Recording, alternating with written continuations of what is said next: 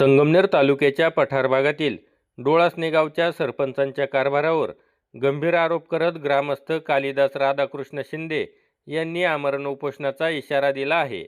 ग्रामपंचायतच्या सरपंचांनी खोट्या पद्धतीने शासकीय नुकसान भरपाई मंजूर करून घेतल्याचा आरोप करत त्यांनी उपविभागीय अधिकारी संगमनेर यांच्याकडे सविस्तर निवेदन सादर केले आहे।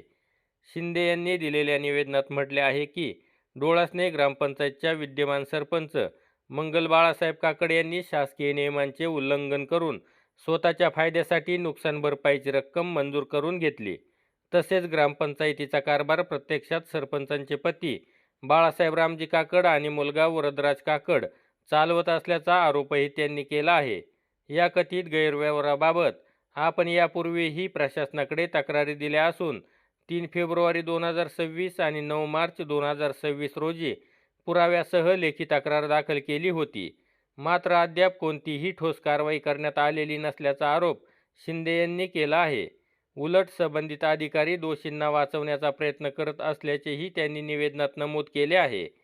निवेदनात कृषी सेवक, ग्रामसेवक आणि ग्राम महसूल अधिकारी यांच्यावरही गंभीर आरोप करण्यात आले आहेत।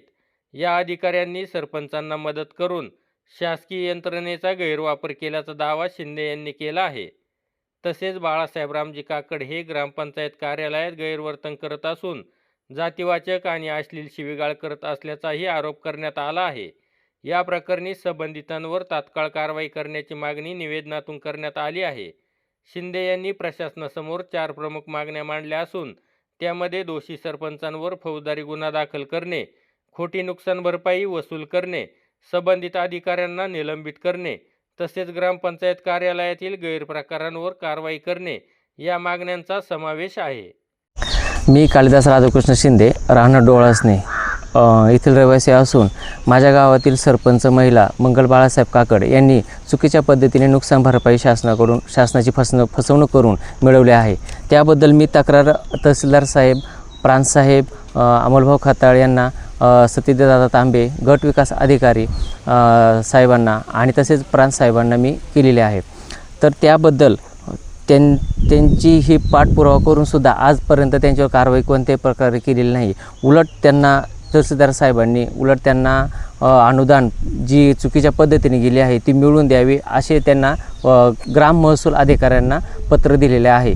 परंतु ह्या नुकसान भरपाईमध्ये ग्राम महसूल अधिकारी, ग्रामसेवक, सरपंच आणि कृषी सेवक हे एकत्र मिळून ह्या गोष्टी होत असतात नुकसान भरपाईच्या।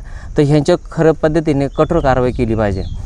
आणि महिला जी मंगल बाळासाहेब काकड हे महिला आपल्या गावातील डोळासणे गावाचे सरपंच असून तेथे बाळासाहेब रामजी काकड आणि त्यांची चिरंजीव वरदराज बाळासाहेब काकड हे ग्रामपंचायतीमध्ये वेगळ्या पद्धतीने म्हणजे जे कारभार जो सांभाळतो ते सांभाळत आहेत।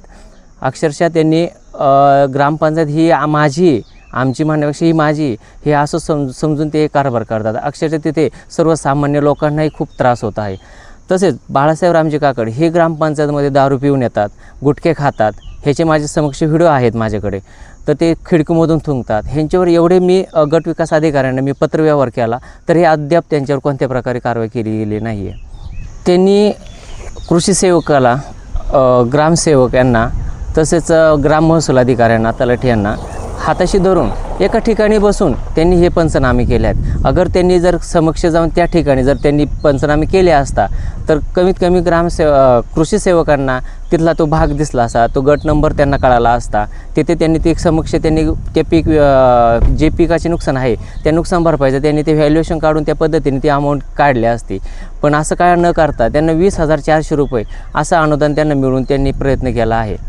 या संदर्भात जर सरपंच यांनी अनुदान घेतलेले आहे तसेच त्यांचा जो पंचनामा करणारे जे अधिकारी आहेत, ग्राम महसूल अधिकारी, ग्रामसेवक, कृषी सेवक, जे मंडळ अधिकारी ह्यांनी पण पंचनामा केला आहे।